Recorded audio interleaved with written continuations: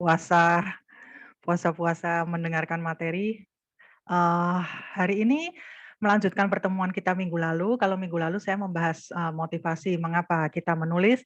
Sore hari ini saya akan membantu teman-teman dengan sedikit memberikan, bagaimana sih menulis fiksi itu sesuai dengan pengalaman saya selama ini. Tentunya karena saya adalah seorang penulis fiksi, maka saya akan membagikan materi tentang menulis fiksi. Dan karena saya banyak menulis buku anak-anak, maka, saya mungkin memberikan contohnya ya buku anak-anak gitu ya teman-teman. Tapi pada intinya seperti yang saya katakan minggu lalu, materi saya ini sangat-sangat bisa digunakan untuk menulis yang lain, baik itu menulis, novel dewasa, menulis buku anak, atau menulis, buku-buku fiksi yang lain. Saya mulai, share screen ya. Udah bisa dilihat ya teman-teman? Bisa, Bu. Bisa ya, oke. Sebentar Pak. Oke. Oke, sore hari ini kita, belajar sedikit tentang menulis fiksi.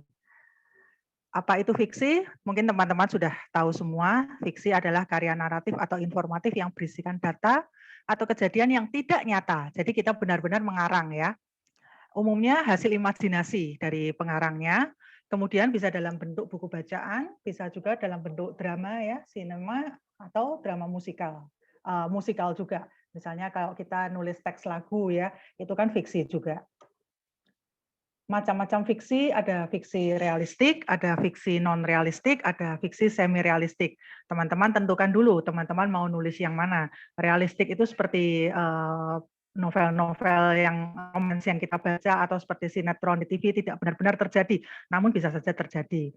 Non-realistik itu seperti Harry Potter, Lord of the Ring, ya. Jadi itu fantasi, kayaknya nggak mungkin terjadi deh ya di dunia kita ini. Semi-realistik adalah fiksi yang memiliki dasar informasi atau kejadian nyata. Biasanya sering disebut dengan based on true story. Jadi based on true story itu kita tidak menulis plek-ketiplek sesuai kejadiannya, tapi kita hanya mencuplik satu kejadian saja, kemudian kita kembangkan dengan imajinasi kita sendiri.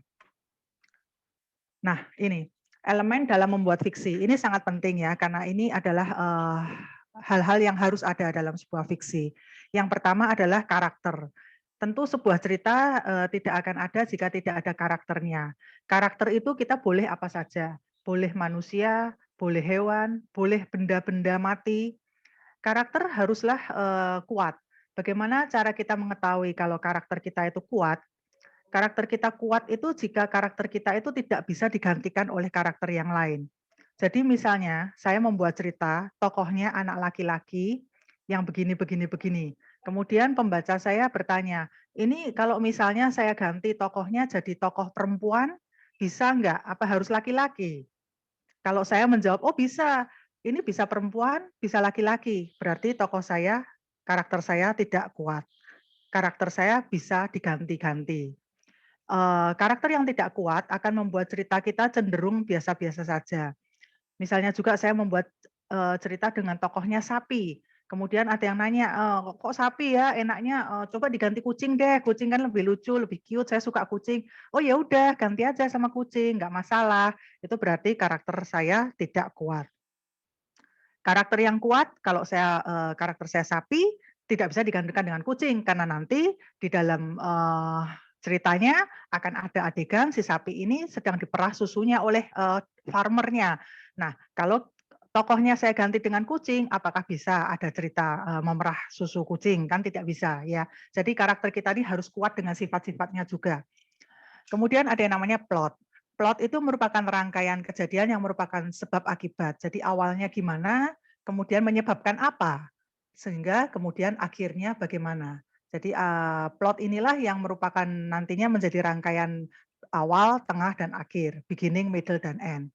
Kemudian kriterianya plot itu adalah masuk akal dan dapat dipercaya, mempunyai arah yang jelas. Bagaimana kalau ceritanya cerita fantasi? Tentunya cerita fantasi kan tidak bisa dipercaya, tidak masuk akal. Oke, tidak masuk akal menurut, logika logika, alam kita, tapi dia harus masuk akal dan dapat dipercaya menurut alam fantasi. Jadi misalnya gini, kita bercerita tentang, eee ini ya, misalnya monster yang ada di Candi Borobudur. Nah, Candi Borobudurnya ini ada di tahun 2050 misalnya. Kemudian Candi Borobudurnya itu tidak lagi terletak di Jogja, tapi Candi Borobudurnya terletak di Makassar misalnya.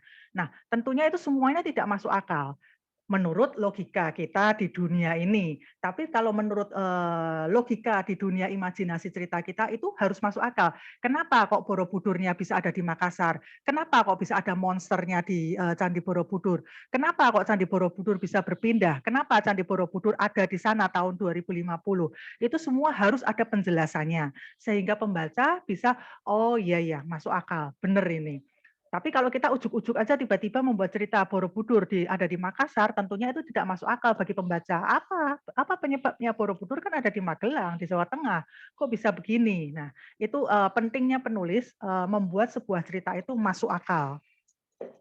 Kemudian yang ketiga adalah setting. Setting itu bisa tempat, waktu, kondisi sosial, budaya, dan sejarah. Sama seperti plot, setting ini juga harus logis ya.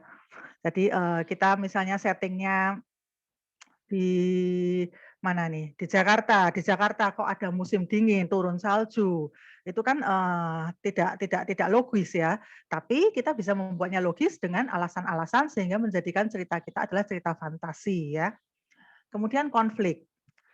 Konflik itu pasti ada dalam sebuah cerita. Karena dalam sebuah cerita harus ada tujuannya si tokoh itu apa. Kemudian mengapa dia ingin kenapa dia memiliki tujuan itu, motivasinya apa sih? Kemudian bagaimana cara dia untuk mencapai tujuan itu, halangan-halangan apa yang dia terima. Kemudian bagaimana akhirnya. Nah, untuk hal ini kita harus make it worse, kita harus membuatnya semakin buruk, semakin menantang. Kalau kita membuat tantangannya biasa-biasa saja, maka cerita kita akan menjadi cerita yang biasa-biasa saja. Misalnya, tujuan si tokoh adalah ingin membuat kue. Kenapa? Karena hari ini dia ulang tahun. Ya, jadi jelas ya, tujuan si tokoh ingin membuat kue karena hari ini dia ulang tahun. Nah, halangannya apa? Oh, halangannya dia membuka lemari bahan-bahan habis. Bagaimana dia mengatasinya? Dia minta uang ibunya, dia pergi ke warung, beli bahan, lalu membuat kue dan selesai. Kalau misalnya saya menulis cerita seperti itu, tentunya akan menjadi cerita yang biasa-biasa saja, betul nggak? Ya, nggak ada gregetnya lah ceritanya, kayak cerita ya pada suatu hari ada anak ingin membuat kue, kemudian dia pergi ke toko membeli bahan-bahan, kemudian dia membuat kuenya berhasil, tiup lilin, hore ulang tahun selesai ya. Ceritanya sangat-sangat mainstream. Nah, supaya cerita kita menjadi cerita yang tidak seperti cerita yang biasa-biasa saja, kita harus memberi tantangan-tantangan pada cerita kita. Jadi misalnya kalau si anak ini membuka lemari bahan dan tidak ada bahan sama sekali di lemari, apa yang dilakukannya? Dia meminta uang pada ibunya, tapi ternyata ibunya tidak ada di rumah. Ternyata ibunya tadi ditelepon nenek dan buru-buru pergi, tidak sempat pamit sama dia. Yang ada di rumah hanya kakak dan pembantunya mungkin. Nah, oke. Kemudian dia mungkin menepok celengan, membuka celengannya dia, menemukan uang beberapa lembar uang puluhan ribu. Dia pergi ke warung, warungnya tutup, tokonya tutup. Tokonya tutup, wah dia mikir, oh oke, aku harus pergi ke toko atau warung di kampung sebelah. Ketika perjalanan dia menuju kampung sebelah, ada anjing yang mengincar dia. Dia jadi ketakutan, dia lari, anjingnya ngejar. Anjingnya ngejar, oke dia berhasil selamat. Selamat sampai di toko, dia berhasil membeli bahan. Membeli bahan, waktu membuat juga tidak mudah. Dia belum pernah membuat kue. Ketika dia mencampur telur, mencampur gula, mungkin mixernya terlalu keras sehingga adonannya muncrat. Dia harus membersihkan dulu. Nah, tantangan-tantangan seperti itu, halangan-halangan seperti itu nantinya akan membuat kita cerita kita semakin menarik. Tentunya kan kita tidak ingin ya membaca cerita romance misalnya, Dian naksir sama Andi. Wah, tiap hari Andi lewat di depan rumah Dian. Oke, akhirnya Dian memberanikan diri untuk kenalan. Andi menyambut dengan girang perkenalan Dian. Kemudian mereka saling jatuh cinta tanpa tantangan nih. kemudian mereka menikah, hidup bahagia selamanya. Tentunya kita tidak ingin membaca novel seperti itu. Kita tentu ingin membaca novel, apalagi kalau romance ya, ada yang tantangan-tantangannya, tantangan dari calon ibu mertua yang, jahat, atau tantangan dari pelakor, atau tantangan dari, saudara kandung yang tidak ingin dilangkahi, semacam itu akan membuat cerita kita akan semakin menarik. Jadi, make it worse ya. Dan yang terakhir adalah tema. Tema dan topik saling bergandengan ya. Misalnya temanya adalah tentang keluarga, kita tentukan topiknya apa. Misalnya topiknya sayang ibu atau sayang adik, atau tentang adik baru, tentang persaingan antar saudara kandung misalnya, seperti itu ya. Kita lanjut. Nah, sebetulnya kalau kita mau nulis cerita itu ada cara yang sederhana. Cara sederhananya adalah buat karakter yang kuat. Ya. Membuat karakter yang kuat itu, kita harus menentukan dengan detail. Saya dulu pernah, waktu membuat novel, mentor saya menyarankan agar saya itu membuat tabel, benar-benar tabel, namanya siapa, tanggal lahirnya berapa, zodiaknya apa, sionya apa, tinggalnya di mana, entah di rumah kah, di apartemen kah, atau di kampung kah, atau di perumahan kah, kemudian badannya seperti apa, gendut kah, kurus kah, baju kesukaannya apa, parfum kesukaannya apa, handphone yang dia kenakan apa, tontonan filmnya apa, lagu yang didengar apa. Jadi semakin kuat karakternya, ceritanya akan semakin kuat juga nantinya. Nah, setelah kita menemukan karakter yang kuat, kita beri tujuan dan motivasi dan tantangan pada karakter. Nanti percaya tidak percaya, cerita kita akan berjalan dengan sendirinya. Jadi misalnya kita punya karakter A dan karakter B, kita beri tujuan yang sama, motivasi yang sama, tantangan yang sama, hasilnya mungkin akan bisa berbeda. Jadi anak yang kaya dengan anak yang kurang kaya tentu akan berbeda jika kita beri misalnya apa ya, uang 10.000. Kita memberi uang 10.000 pada anak yang kaya yang sudah biasa tiap hari dia uang sakunya 100.000, tentu berbeda dengan ketika kita memberi uang 10.000 pada anak yang tidak mampu. Uang 10.000 bagi dia sangat berharga ya. Bisa beli telur, bisa beli beras, bisa beli mie ya. Nah, analoginya seperti itu. Jadi kalau karakter kita kuat, tentu ceritanya akan berbeda. Tinggal kita ngasih tujuan aja. Apa sih? Oh, tujuannya dia mau naksir si A. Dengan karakter yang begini, dengan dia zodiaknya begini, dengan dia kesukaan lagunya ini, hobinya ini, tentu akan berbeda cerita dengan karakter B ketika naksir seorang cewek. Nah, caranya tahu kalau kuat atau enggak itu gimana? Ya seperti yang tadi saya bilang. Kalau karaktermu masih bisa digantikan oleh karakter yang lain, berarti karaktermu itu kurang kuat. Ya, kalau misalnya karakternya sukanya musik dangdut, oh kok dangdut ya saya nggak suka, ganti deh dengan karakter yang suka musik jazz. Berarti ceritamu, karaktermu tidak kuat karena karakter yang suka dangdut ini harusnya memperkuat cerita. Nanti di cerita itu akan ada tentang dangdut yang akan masuk dalam ceritamu. Jadi tidak bisa diganti kalau karakternya itu sukanya jazz, gitu. Nah, kemudian dalam menulis fiksi, kita harus show, don't tell. Kalau kita membuat fiksi yang menarik, kita harus menunjukkan. Kalau kita hanya telling ke pembaca, cerita fiksi kita akan menjadi membosankan. Kalau dalam buku anak-anak, picture book, show itu bisa ditunjukkan melalui ilustrasi. Namun kalau dalam novel yang lebih panjang, show ditunjukkan lewat teks. Nah, kita lihat perbedaannya. Telling ya. Saya ngasih tahu Anda, Jono adalah seorang pemuda miskin. Nggak ada tantangannya sama sekali ya. Jadi kita pembaca melihat sebuah cerita ada pada suatu hari ada seorang pemuda bernama Jono. Jono adalah seorang pemuda miskin. Udah gitu doang. Apa ya? Feel-nya nggak ada ya. Kita rasa kita, empati kita nggak ada, sense-nya nggak keluar. Tapi bedakan misalnya kita menulisnya dengan seperti ini. Pada suatu hari ada seorang pemuda bernama Jono. Jono tinggal di sebuah rumah yang berukuran 4x4. Dindingnya dari kardus dan sudah koyak di sana-sini. Setiap hari Jono pergi memulung. Hasilnya tidak lebih dari Rp10.000 per hari. Tanpa penulis bilang kalau Jono ini miskin, pembaca sudah tahu kalau Jono ini, oh Jono ini adalah orang miskin ya. Dan penulis pembaca ada rasa, ada sense-nya, merasa kasihan mungkin ya, merasa melas membayangkan sosok Jono yang tinggal di rumah sempit dengan kardus yang sudah robek di sana sini ya. Jadi ada pembaca tuh bisa berimajinasi dibandingkan dengan dikasih tahu Jono adalah seorang pemuda miskin. Miskin tuh yang kayak apa? Miskin, definisi miskin itu bisa beda-beda. Miskinnya perkotaan itu beda, miskinnya pedesaan beda ya. Jadi kita showing, oh miskinnya Jono nih seperti ini ya.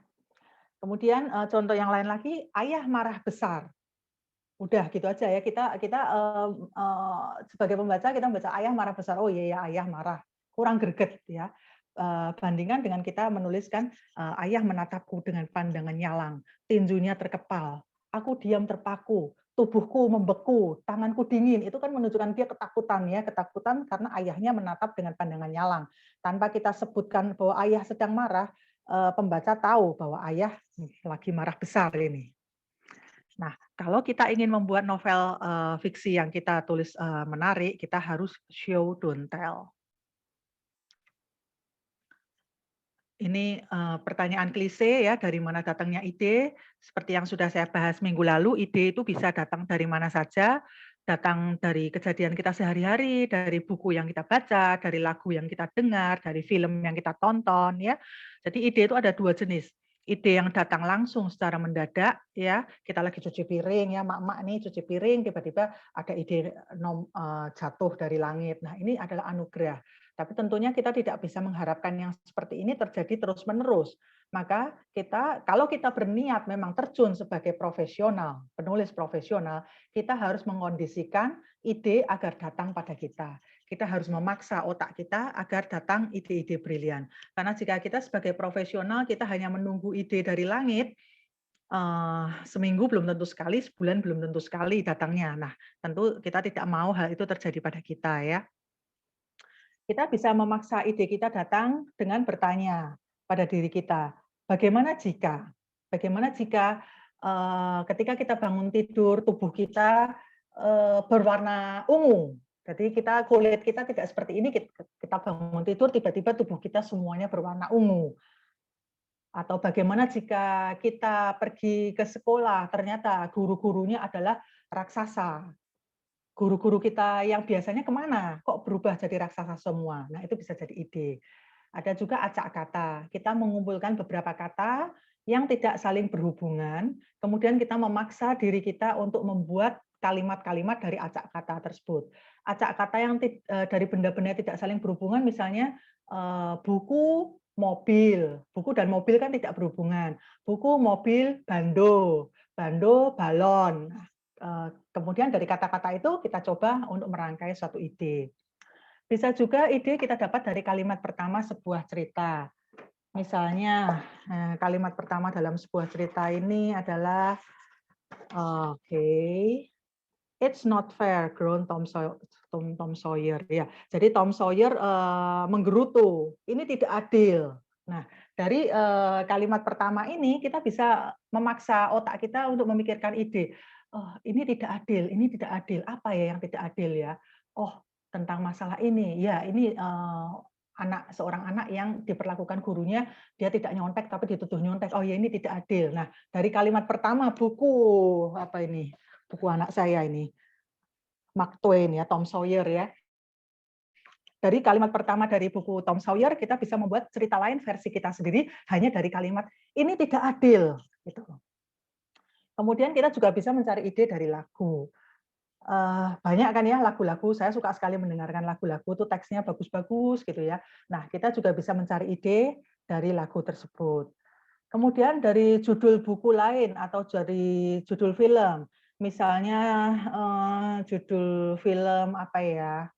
Judul film banyak sekali judul film. Ya, intinya gitu ya, paham ya. Jadi kalau kita melihat judul buku, misalnya menggapai matahari. Kita bisa mencari ide, menggapai matahari, apa ya maksudnya menggapai matahari itu? Oh, menggapai matahari itu mungkin seorang yang ingin mencapai cita-cita yang tinggi, atau bisa jadi ini seorang kurcaci yang kecil imut ingin pergi ke matahari, dia ingin merasakan tingginya panasnya dan tingginya matahari itu seperti apa. Jadi bisa kita olah sendiri, bukan berarti kita nyontek ya, tapi kita mengolah sendiri dengan alam pikiran kita.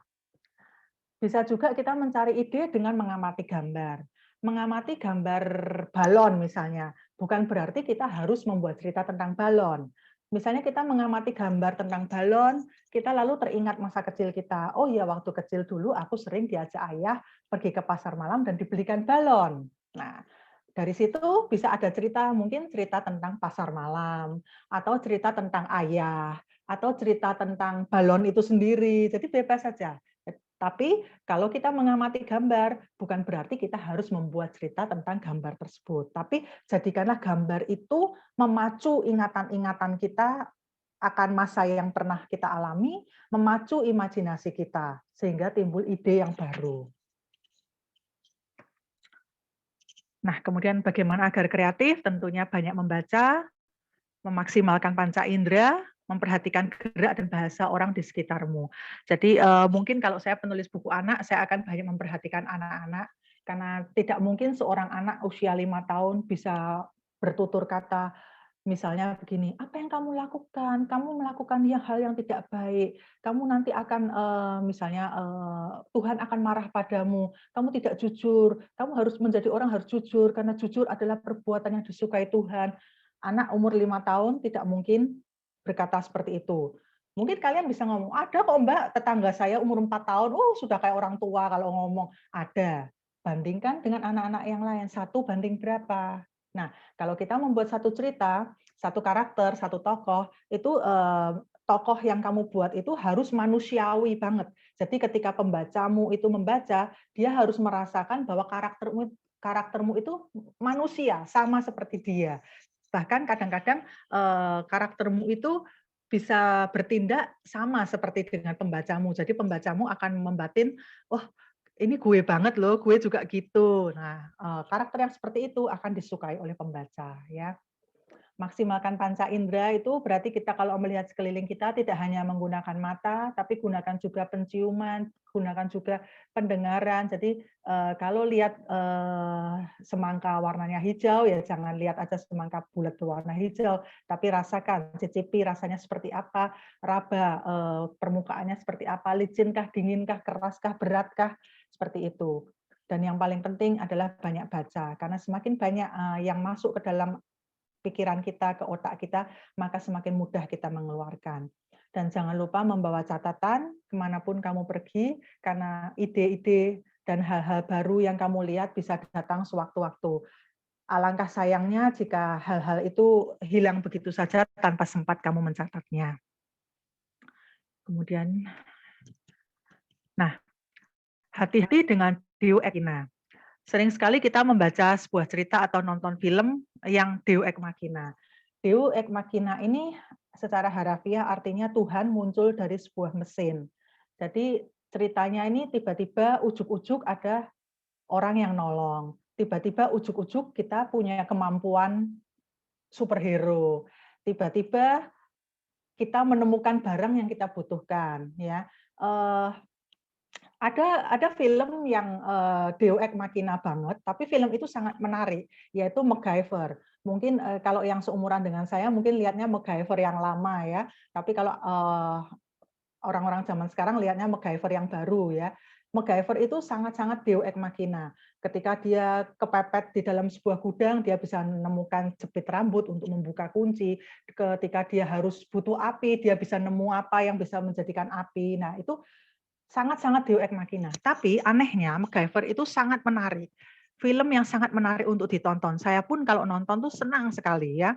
Nah, apakah kita sebagai penulis sanggup menulis cerita yang Deus Ex Machinanya menarik sehingga pembaca memaafkan Deus Ex Machina kita? Kalau memang kalian sanggup, monggo lanjut. bikinlah cerita sehebat MacGyver.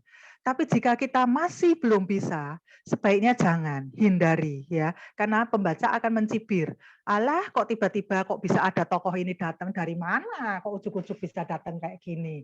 Nah, daripada kita dicibir, lebih baik hindari. Nah, cara menghindari Deo Ex Machina adalah dengan memberi foreshadow.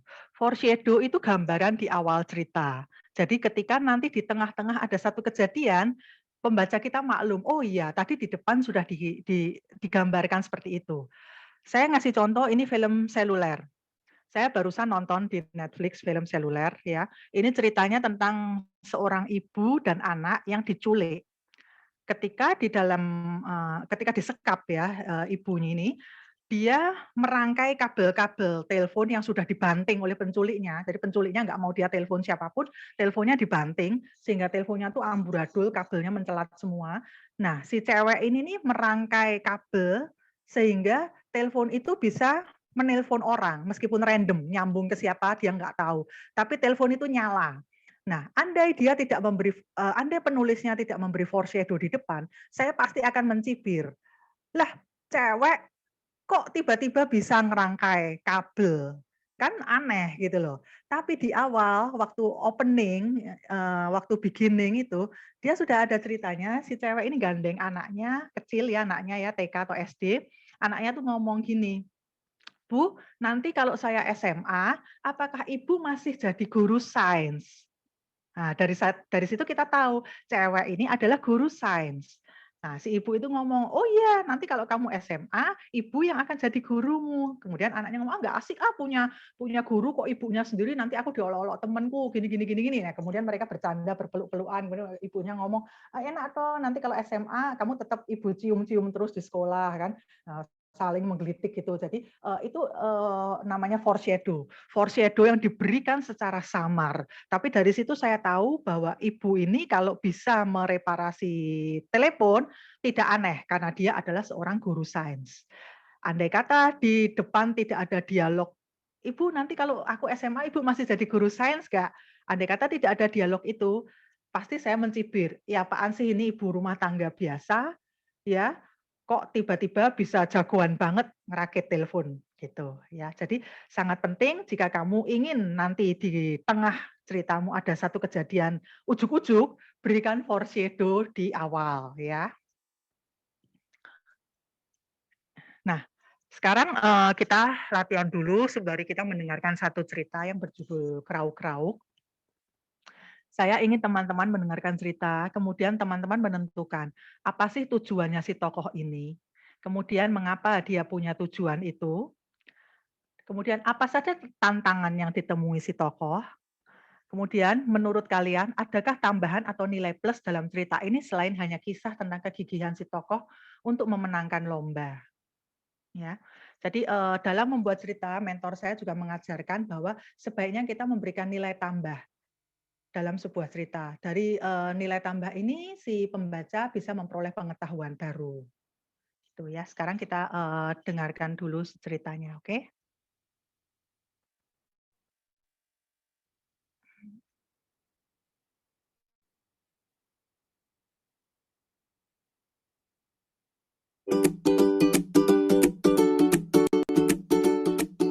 Halo teman-teman semua, hari ini saya akan membawakan cerita dari sebuah buku berjudul Krauk-Krauk. Buku ini ditulis oleh Dian Kristiani, saya sendiri, dan diilustrasi dengan indah oleh Ella Elviana. Krauk-Krauk. Lomba makan kerupuk. Aku pasti bisa menang. Aku perlu kerupuk lebih banyak.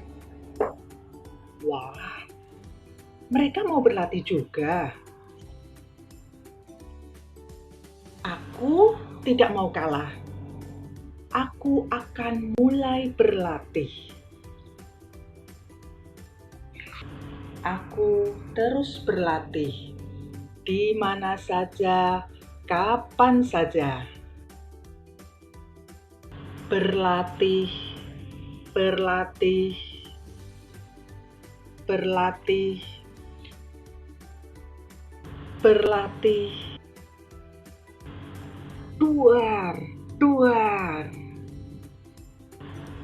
Aku yakin aku bisa menang. Oh, wah. Jadi caranya seperti itu. Aku harus berlatih lagi. Dan lagi. Berhasil. Hanya 10 detik. Hebat. Aku pasti menang. Aku siap. Namun,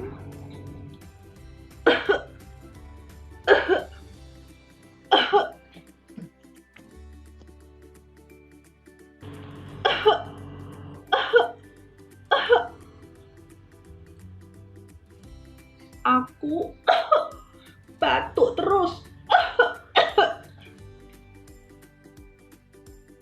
Beginilah akhirnya.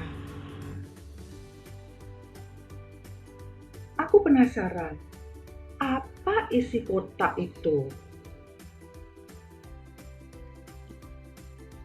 Oh, tidak. Demikianlah ceritanya.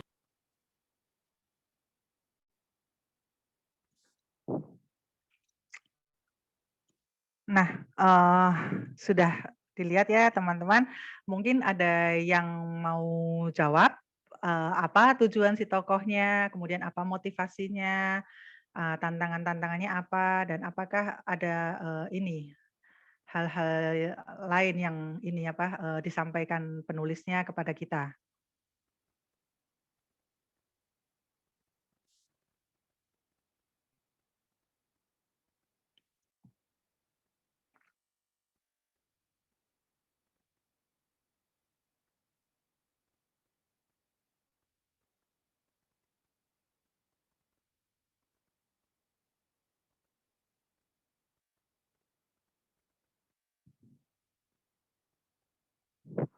Tujuannya oke.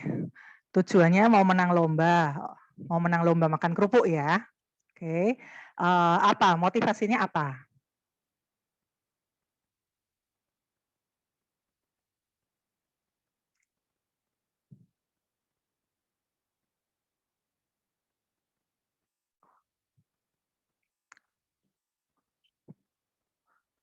Oke. Motivasinya dia ingin mendapatkan hadiah ya, ingin menang ya. Dia merasa dia suka makan kerupuk sehingga dia pasti menang. Jadi dalam cerita ini jelas sekali tergambarkan tujuan si tokoh ini adalah memenangkan lomba makan kerupuk karena motivasinya dia ingin dapat hadiah ya. Karena biasanya kalau 17 Agustusan itu kan hadiahnya menyenangkan lah ya untuk anak-anak. Kemudian halangan-halangan yang dia hadapi adalah ya itu tadi, dia tidak tahu bagaimana caranya ya dari Buria Tobing ini, jadi dia latihannya agak ngawur gitu. Kemudian tantangan yang terakhirnya adalah, dia kena batuk karena dia terlalu banyak makan kerupuk, karena cara-cara berlatih dia yang salah ya, dia makan kerupuk sampai sebanyak itu. Nah, kemudian nilai plus dalam cerita ini apa? Jadi pembaca yang membaca akan mendapatkan pengetahuan baru apa dari cerita ini?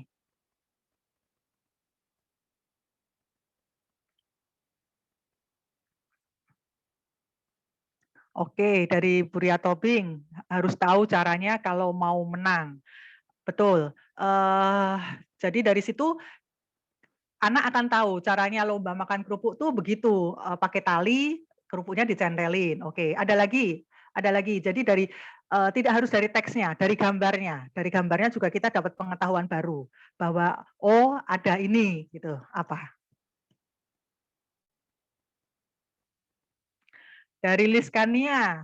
Oke, kalau kebanyakan makan kerupuk bisa batuk, harus minum air putih yang banyak. Ah, ini betul juga. Jadi ini satu pelajaran juga untuk anak-anak kan.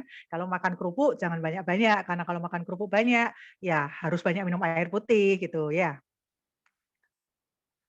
Ada lagi?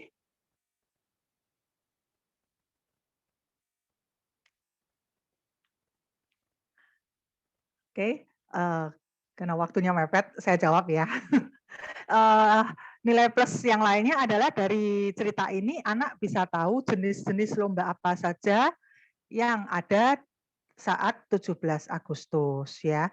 Misalnya, lomba tadi ada lomba bakyak ya, ada lomba bakyak, ada lomba balap karung, ada lomba adu balon ya. Jadi mungkin selama ini anak-anak, terutama anak-anak di perumahan ya udah mulai jarang ya lomba-lomba 17-an ini, mungkin taunya cuman makan kerupuk. Nah dari, cerita ini anak-anak bisa tahu, jenis-jenis lomba 17-an yang lain gitu. Oke, jadi, dari cerita ini teman-teman semoga lebih paham ya. Jadi dalam sebuah cerita itu harus ada, tujuan, motivasi, tantangan, dan kemudian ending. Nah, apakah ending itu harus happy ending? Seperti dalam cerita ini tentu endingnya tidak happy ya, maksudnya dia kalah kan ya. Itu tidak masalah, tapi kalau dalam cerita anak-anak, meskipun endingnya itu tidak happy, harus ada, optimisme, kelegaan ya. Jadi dia ngelihat, lega, oh hadiahnya ternyata kerupuk dan dia kan tidak lagi nggak boleh makan kerupuk karena dia batuk kan.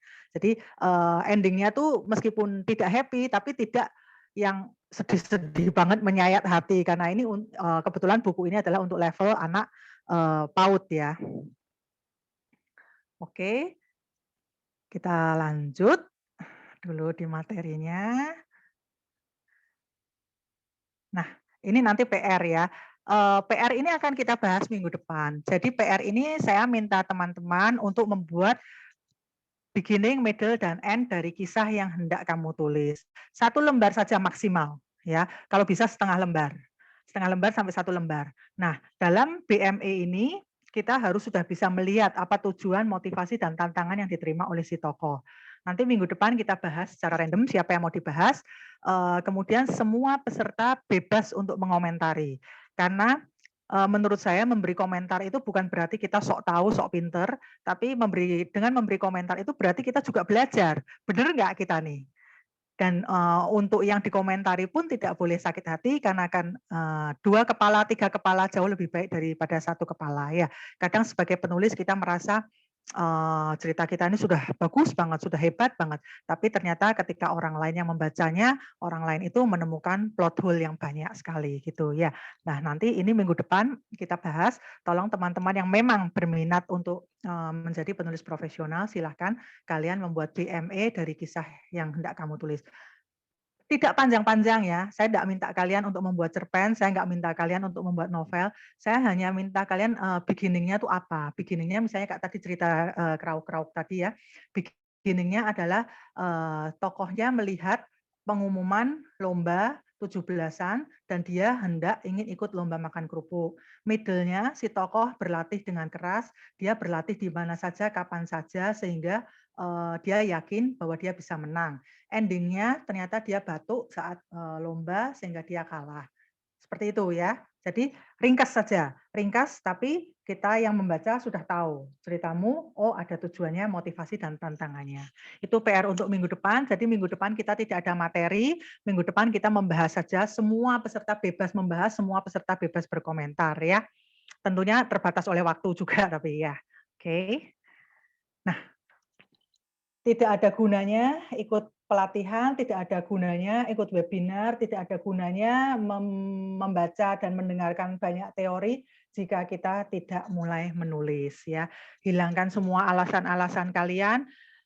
Ingat apa yang saya bilang minggu lalu, jika kalian memang ingin menjadi penulis profesional, mulai sisihkan waktu. 1 menit per hari, 2 menit per hari, 5 menit, 1 jam, 1 baris tulisan, 1 kata, 1 kalimat, yang penting mulailah menulis, oke? Sekian dulu dari saya, waktu saya kembalikan ke Pak Tony untuk, ini ya, Baik, pertanyaan ya.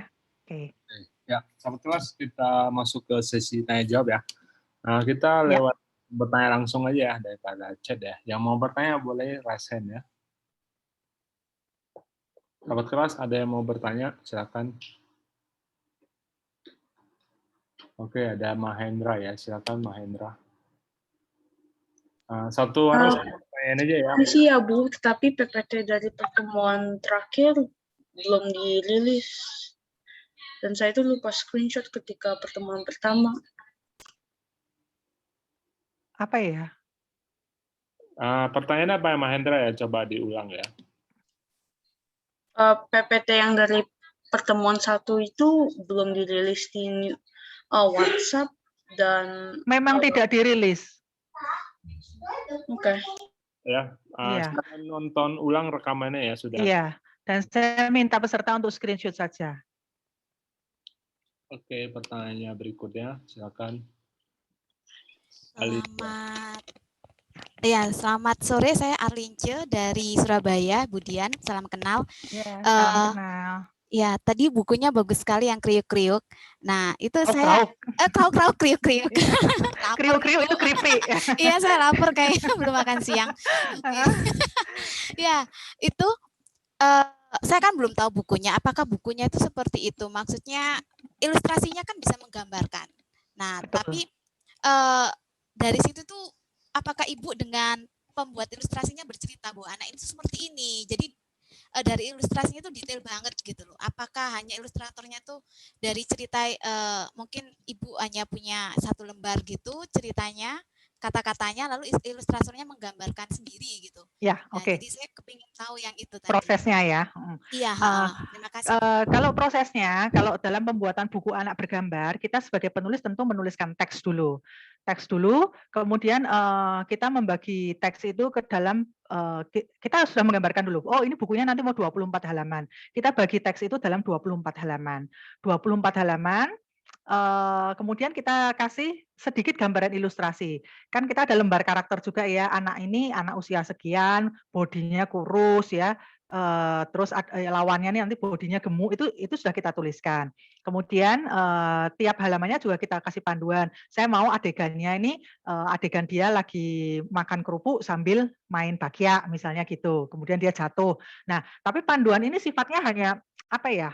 Cuman general aja. Nanti yang mengembangkan secara detail adalah ilustratornya. Kebetulan ilustrator buku ini adalah Ella Elviana, memang dia sangat-sangat apa ya? Sangat-sangat profesional ya. Jadi saya tidak perlu banyak bicara pada dia sudah mengerti sekali apa maunya dan memang ilustrator yang profesional memang seperti itu. Dia jauh lebih mampu membayangkan detail daripada penulisnya. Jauh gambarannya dia itu sudah lebih advance daripada penulisnya ya. Nah, kemudian itu nanti biasanya kita diskusikan lewat sketch ya. Biasanya ilustrator akan membuat sketch dulu, sketch kemudian penulis lihat, oke, ada yang mau ditambahkan atau ada yang mau dikurangi atau ada yang salah ya. Kemudian kalau sketch sudah oke, lanjut diwarnai. Nah, itulah perlunya kita mencari ilustrator yang bukan sekedar tukang gambar, tapi ilustrator yang memang mau bersama-sama dengan kita membuat satu buku. Itulah mengapa dalam satu buku cerita anak selalu ditulis adalah nama pengarang dan nama ilustrator. Tidak boleh hanya ada nama pengarang saja di covernya, tapi harus nama ilustrator. Karena buku anak adalah kerja tim 2 orang. Sangat berbeda dengan ilustrator yang hanya tukang gambar. Hanya tukang gambar dia hanya nanya aja, ini gimana anaknya? Oh, bajunya merah ya sudah bajunya merah. Tapi kalau ilustrator yang benar-benar care dengan buku anak, dia akan tanya, kenapa kok merah? Kalau aku lihat ya ini background-nya kan nanti kan ini ya taman begini-begini, warnanya mungkin lebih cocok ini. Kemudian kenapa kamu pengennya main bakya? Kenapa enggak lomba yang ini? Ini lebih menarik loh kalau digambarkan lebih seru. Jadi ada dialog dua belah pihak gitu. Semoga sudah dimengerti. Lanjut. Oke, pertanyaan berikutnya ya. Ria Tobin, silakan Bu.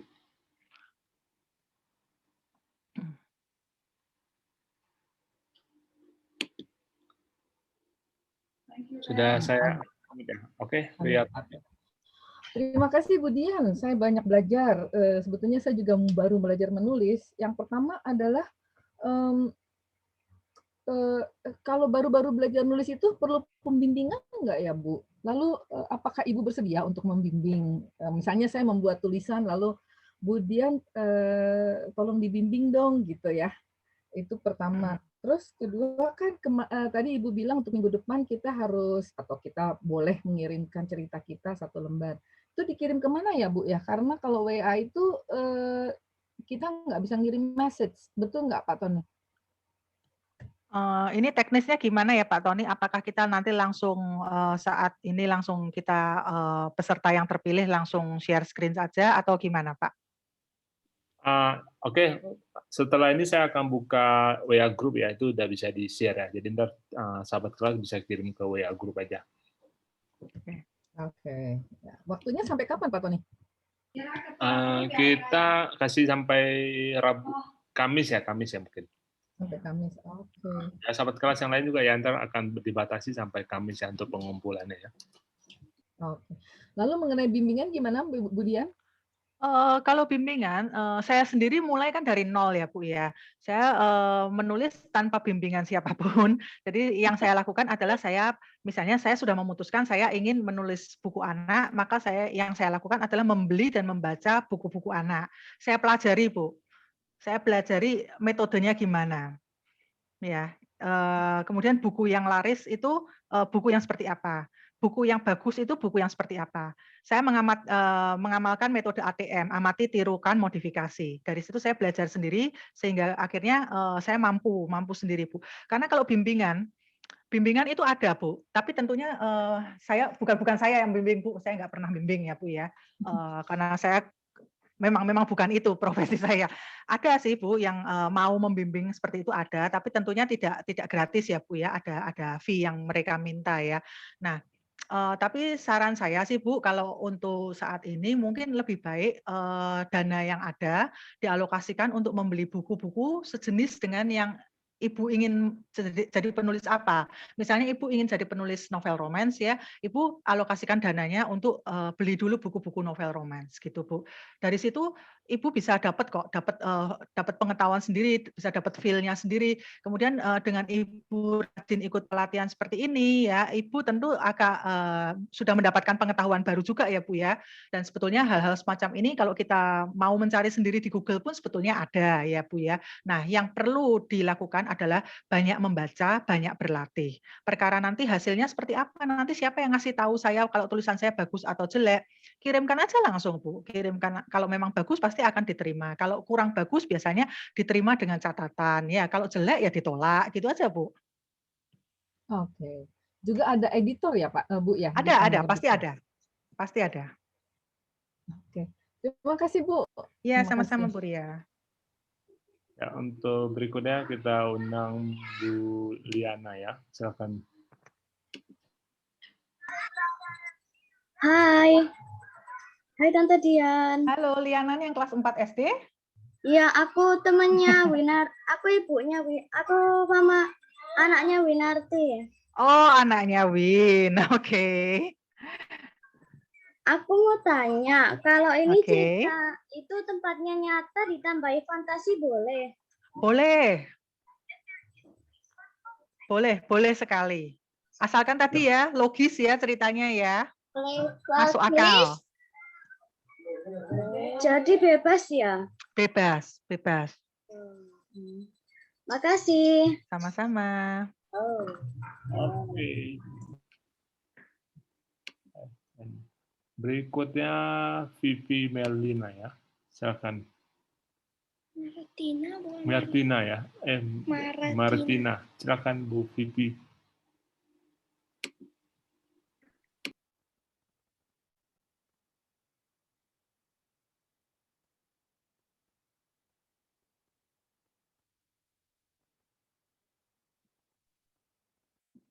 Bisa dengar, Bu? Bisa. Ya. Bu, saya mau tanya mengenai ilustrasi, bukan ilustrasi dalam arti gambar. Artinya ada tulisan-tulisan kecil yang biasanya orang membuat ketika melihat sesuatu, ada ide, kemudian dia bisa menuliskan sesuatu. Itu termasuk apa? Jenis tulisan apa ya, Bu? Sorry, aku nggak terlalu dengar ada suara tadi di belakangnya. Coba bisa diulang, Bu? Ya, saya ulangi lagi. Kadang tulisan kecil-kecil yang bukan cerpen, bukan juga fiksi, tetapi ilustrasi namanya. Jadi ketika kita melihat sebuah kejadian, lalu kita memiliki ide sesuatu untuk membuat tulisan kecil yang memiliki makna atau memberi message tertentu, itu kategorinya apa ya, Bu? Ibu maksudnya apa? Quote ya? Ya, tapi quote-nya bukan hanya sekedar satu sentence, tapi mungkin ada semacam beberapa paragraf, tapi bukan juga cerita pendek, paling enggak ya setengah halaman gitu. Orang Jadi bilang kayak ilustrasi. kayak semacam potret kejadian gitu ya, Bu, ya? Ya, Itu masuknya kategori non fiksi, Bu, non fiksi. non fiksi. Non fiksi. Kalau Jadi Ibu kan memotret kejadian dalam kata-kata kan? iya, Heeh. tetapi nggak langsung menceritakan mengenai kejadian itu. Intinya ingin memberi pesan Nah, terimplisitu. kayak semacam ini ya, apa hikmahnya ya, Bu, ya? Itu kategorinya non fiksi. Non fiksi, ya, ya. Ada namanya tertentu, enggak? Enggak ada. Jadi biasanya nanti mainnya di judul, Bu. Mainnya di judul. Jadi mungkin judulnya bisa pakai hal-hal yang semacam hikmah apa atau mutiara apa gitu, biasanya gitu. Kadang saya membaca di toko buku itu di dalam buku di raknya yang buku agama ada ilustrasi khotbah gitu. Jadi mendampingi cerita kecil yang ditulis sedikit untuk menjembatani, mungkin begitu. Oh, oke. Jadi supaya nyambung dengan misalnya ayatnya atau ini ya, misalnya ayat Al-Qur'an kemudian ada penggalan kisahnya gitu ya, Bu, ya? Ya. Ya, itu masuknya tetap non fiksi sih, Bu. Itu kayak semacam hikmah gitu, Bu. Ya, terima kasih. Ya, sama-sama.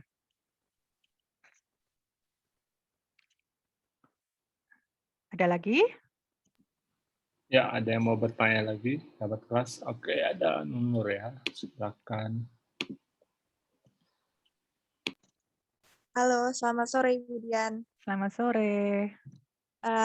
Mau tanya nih, tips Ya. menghidupkan karakter dari tokoh yang kita tulis biar kayak nggak kelihatan datar atau ngebosenin gitu. Menghidupkan apa, sorry? Karakter tokoh yang kita tulis. Oke. Nah, Terima kasih. itu aja pertanyaannya ya. Ya. Untuk menghidupkan karakter itu kembali lagi dengan detailnya itu tadi, detail di awal ya. Jadi kalau saya bilang tuliskan karaktermu sedetail-detailnya, itu bukan berarti kamu harus menulis di dalam novelmu, tapi itu sebagai peganganmu sendiri. Peganganmu sendiri supaya kamu tahu, oh karakter saya orangnya seperti ini.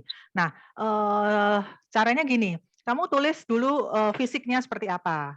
Fisiknya itu maksudnya ya ini ya, apakah pakai kacamata, apakah rambutnya lurus atau rambutnya keriting, apakah gemuk, apakah kurus ya.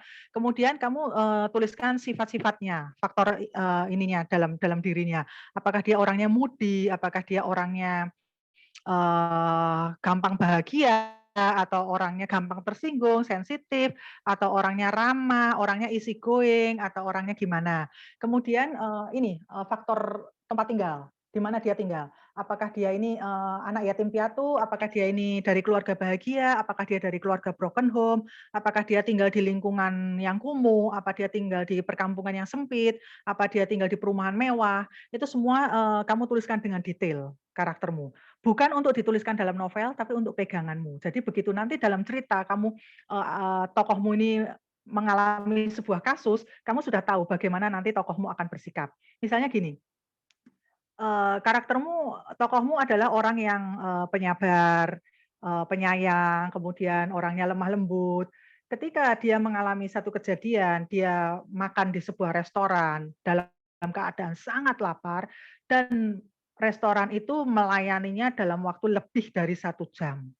Apa yang akan terjadi? Kalau karaktermu lemah lembut dan baik tutur katanya, mungkin yang terjadi dia akan menegur dengan baik, kemudian dia bisa bersabar menunggu ya. Tapi bedakan lagi kalau karaktermu, misalnya kamu menulis karakter yang karakternya pemarah, orangnya gendut, ya nggak tahan lapar, sekali makan dia bisa 2 piring, 3 piring gitu. Nah, tentunya ketika dia menunggu di restoran dalam keadaan lapar dan restorannya mengeluarkan makanannya 1 jam, ceritanya tentu berbeda sekali dengan karakter yang satu tadi. Jadi itulah mengapa saya menekankan pentingnya kita membuat detail karakter sedetail-detailnya mungkin, karena akan menghidupkan ceritamu. Ketika ceritamu karakternya tidak kuat, ketika dia antre makan 1 jam, ya nanti mungkin karaktermu ya biasa-biasa saja, tokohnya ya mungkin tidak marah, ya cuman ngomel aja atau apa. Tapi kalau karaktermu detail, orangnya pengomel, orangnya penggerutu, orangnya makannya banyak, 2 piring, 3 piring, kemudian kasar omongannya, itu nanti ceritamu jadinya lebih seru karena karakternya detail gitu. Jadi kuatkan dulu karakternya. Tulis semuanya, hobinya, parfumnya apa, makannya seberapa, kesukaannya apa, yang tidak dia sukai apa, cara bicaranya gimana. Itu sudah harus kamu tulis dan kamu tanamkan dalam benakmu, gitu. Oke? Ya, baik. Terima kasih, Ibu. Sama-sama. Ada lagi? Masih bisa satu pertanyaan ini mungkin Pak Tony. Masih bisa ya. Oke, silakan Eti. Eti aja. Ya, halo Mbak Dian. Ya. Mau nanya nih Mbak, Ya. ketika membuat cerita bergambar atau pickbook ya, pickbook itu Ya. misalnya ada masalahnya anak ini kesel disuruh ibunya terus-menerus, kemudian dia kesel, akhirnya dia ingin merusak tanaman yang diminta oleh tetangganya terus-menerus, misalnya kemangi diminta terus sama tetangganya, dia marah. Gara-gara tanaman ini nih, aku jadi disuruh ibu terus. Banyak ibu-ibu kesini minta tanaman. Tapi ketika endingnya, saya bingung. Ini endingnya gimana ya? Bagaimana, pertanyaannya, bagaimana membuat ending yang baik? Maksudnya yang bagus ya. Yang bagus supaya tidak yang tadi ujuk-ujuk dia menemukan ada dewa penolong atau gimana, supaya tidak mendadak gitu. Jadi tetap logis tapi bagus gitu. Terima kasih Mbak Dian. Ya, itu tadi yang saya bilang, kalau memang nantinya ada ujuk-ujuk, kamu harus memberi foreshadow di awal kan. Harus ada foreshadow di awal. Nggak masalah kalau ada nanti ujuk-ujuk, pembacamu sudah tahu, oh tadi di awal kan sudah ada yang kayak gitunya sudah ada. Seperti ini tadi cerita Krau-Krau kan. Krau-Krau kenapa si anak yang gemuk tadi menang? Tentunya tidak ujuk-ujuk dia menang ya. Dari awal sudah digambarkan si gemuk itu juga ngincer kan. Si gemuk ini sudah ngincer, itu sudah tergambarkan. Jadi ketika dia menang, pembaca juga enggak kaget, oh mentang-mentang yang kurus ini kalah, batuk, jadi langsung si gemuk ini yang menang. Enggak, karena memang ya si gemuk ini dari awal sudah ngincer juga. Gitu. Jadi tentukan dulu foreshadow-nya kayak apa. Dan kemudian kalau saya dengar ceritamu tadi merusak tanaman kemangi ibunya misalnya ya. Saya sih kalau boleh saran, sebaiknya kita tidak memberikan cerita yang memberi ide pada anak untuk melakukan sesuatu pengerusakan gitu. Jadi mungkin kalau dia kesal sama ibunya, mungkin ya tanamannya jangan dirusak, tapi mungkin dia sembunyikan atau dia apakan gitu, tapi jangan merusak gitu ya. Nah, endingnya seperti apa? Tentunya ending jangan yang ada tante datang dari luar kota, menasihati.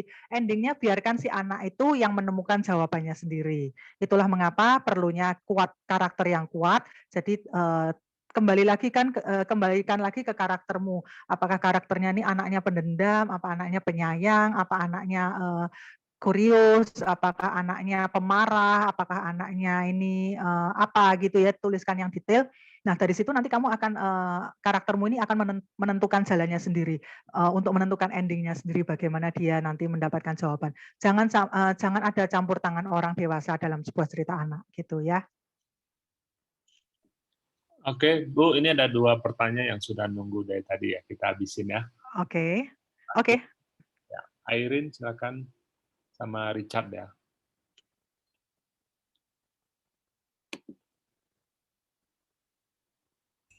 Ya, selamat sore Bu Dian.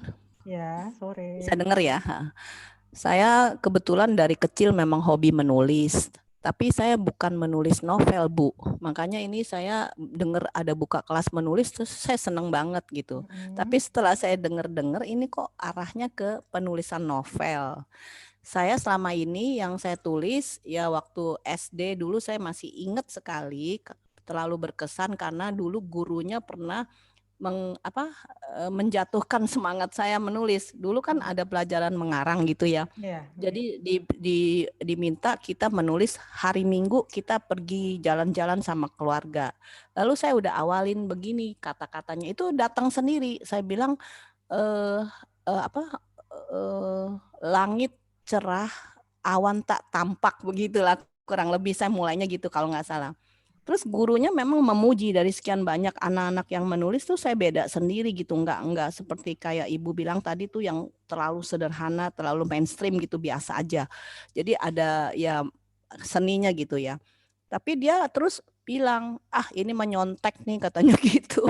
Jadi saya pikir, aduh diangkat terus dibanting, saya jadi, aduh kalau saya bagus-bagus nanti dipikir saya nyontek gitu. Padahal enggak, datang begitu aja. Kemudian saya tetap menulis, tapi selama ini sih yang saya tulis tuh diary. Tiap hari kejadian apa aja sampai sekarang saya seusia ini, 60 lebih gitu ya, saya masih nulis terus. Nah sekarang saya banyak nulisnya gini Bu, itu lebih ke storytelling. Misalnya ya kalau ada aja misalnya tikus, cuman sekedar seekor tikus masuk ke rumah saya, itu saya ceritain, saya foto tuh tikus terus langsung saya share ke grup, ke teman-teman, saya ceritain sekalian ada pesannya di situ bahwa tikus itu sebenarnya dia tidak bersalah. Kenapa kok harus dibunuh, diracun, bahkan diseduh air panas? Saya nggak tega gitu ya, karena saya kebetulan juga saya pencinta hewan. Jadi kalau tikus itu masuk adalah kesalahan kita sendiri karena kita jorok di rumah banyak sampah gitu, kurang lebih gitu Bu. Jadi saya tulis. Jadi ya tulisan saya gitu kayak kemarin kan ada Terus penebangan. Pertanyaannya gimana Bu? Ya jadi gimana Bu? Jadi apakah ini saya cocok nih mengikuti ya diskusi ini, maksudnya pelajaran ini apa kelas inilah gitu? Apakah Ibu minggu lalu ikut kelasnya nggak? Ikut kan. Nah di situ kan saya membahas ya, maksudnya maaf saya nggak ikut tapi saya buka rekaman. Rekaman. Nah, di situ kan saya bilang ya Bu ya, tentukan dulu tujuannya, kita nulis untuk apa. Jadi kalau memang Ibu tujuannya menulis adalah untuk mengisi storytelling waktu, aja. Storytelling, tidak bertujuan untuk profesional, kemudian ya memang ini hobinya Ibu kan, mungkin Ibu tidak perlu mengikuti kelas-kelas seperti ini Bu, karena Ibu memang sudah nyaman dengan kondisi Ibu, dengan hobi Ibu menuliskan storytelling itu tadi ya Bu ya. Jadi kalau apakah Ibu cocok untuk ikut kelas ini atau tidak, yang tahu jawaban pastinya hanya Ibu sendiri, karena Ibu yang tahu apakah Ibu membutuhkan hal ini atau tidak. Nah, kenapa ini kelasnya menulis fiksi? Karena memang saya penulis fiksi dan kemarin memang sudah sempat ngobrol sama Pak Tony. Ini intinya saya ini mau sedekah ilmu, mungkin banyak orang yang ingin jadi penulis profesional, tapi tidak tahu harus kemana dan bagaimana, begitu Bu. Jadi intinya ya kembali tanya ke diri Ibu sendiri, saya ini mau nulis mau untuk apa gitu. Kalau memang mau jadi profesional, memang harus belajar dulu, banyak baca dulu, tapi kalau Ibu sebatas hobinya saya kira ini hobi yang sangat bagus ya Bu ya, menulis ini apalagi sampai usia 60 ya Bu ya. 65. Saya pengennya sampai tua terus menulis Bu. Nah, ini hobi yang sangat bagus ya, bikin nggak pikun istilahnya ya. Saya ini umur 46 sudah pikun ya, banyak sekali, banyak yang saya lupakan. Jadi ya, gitu ya. Itu sangat bagus Ibu, hobi menulis ya. Saya pengen seperti Ibu juga. Nah, kalau Ibu ingin mengembangkan sayap, ingin menjadi profesional, mungkin ya pelatihan ini penting. Tapi kalau Ibu sebatas menekuni hobi, mungkin pelatihan ini tidak penting. Dan yang tahu jawabannya ya hanya Ibu, gitu Bu. Tapi kan gini Mbak Dian, saya tuh menulis kan saya nggak tahu apakah saya udah bagus tulisan saya, dan saya pengen bagus tulisannya. Kan dari selama ini kan sudah ditunjukin ke teman-teman, temannya reaksinya bagaimana? Ya mereka sih seneng banget, tapi kan berarti sudah positif dong. Kalau diposting di Instagram kan banyak like gitu kan, itu sudah menunjukkan gitu. Ke sana, saya berani. Pasti kan kalau orang yang profesional mah tulisan saya mungkin kecil ya. Saya dengar seneng gitu, apalagi yang pembicara yang pinter ya ngomongnya gitu ya. Padahal tujuannya cuma satu, tapi dia bisa belok sini, belok sana gitu. Jadi indah gitu kan. Seperti itu. Jadi saya pengen berkembang sih, maksudnya apa saya tulisannya begini aja, menurut saya kan kayaknya aduh rada bosen gitu, gayanya begitu terus Bu. Saya pikir ibu juga itu apa namanya. Jadi kalau misalnya kita baca cerita, berita itu kan disampaikannya menarik sekali ya Bu ya. Iya. Iya, baik deh kalau begitu ya nggak apa-apa, saya ikut aja terus. Tapi ya terus terang saya nggak bisa kayaknya juga udah terlambat Bu kalau untuk jadi penulis novel. kan nggak harus jadi penulis novel, Bu. Bisa jadi apapun kan, bisa jadi penulis buku anak, bisa jadi penulis cerpen, banyak hal. Ya dulu saya suka baca ini Marga T, saya suka. Kalau yang lokal ya. Kalau yang dari luar kan itu apa sih? Saya jadi lupa tuh tokoh yang percintaan Barbara Cartland ya, Barbara Cartland ya terkenal kan. Ya. Nah, itu saya senang banget itu dulu waktu masih muda. Kalau Marga T kan yang yaitu yang badai pasti berlalu dan sebagainya itu bagus sekali. Oke. Baik, makasih. Ya. Oke. Makasih Bu Dian. Sama-sama Ibu. Oke, untuk pertanyaan terakhir dari Richard, silakan.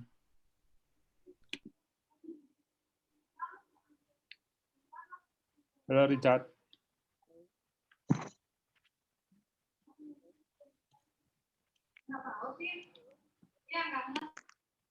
Halo Richard, belum bersuara ya. Sudah saya unmute ya. Halo ya, Richard, suaramu agak kecil ya. Kayaknya tidak terdengar. Halo. Halo. Ya, mulai gede. Coba. Halo. Halo. Ya. Dia. Ya. Halo. Kecil. Bentar.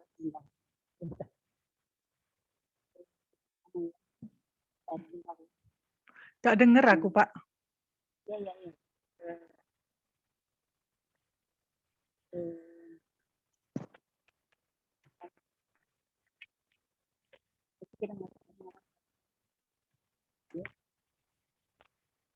Halo. Ya. Halo. Ya, tidak terdengar sama sekali ya. Oke, mungkin Pak Richard mungkin boleh disimpan ya pertanyaannya, kita tanyakan di minggu depan ya. Oke, coba tes sekali lagi Richard.